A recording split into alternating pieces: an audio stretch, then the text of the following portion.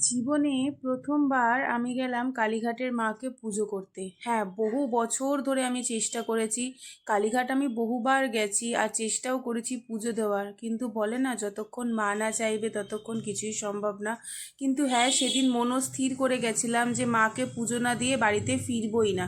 যেমন কথা তেমন কাজ, কালীঘাটের মাকে পুজো দিয়ে মনটা এত শান্ত হয়ে গেছিল।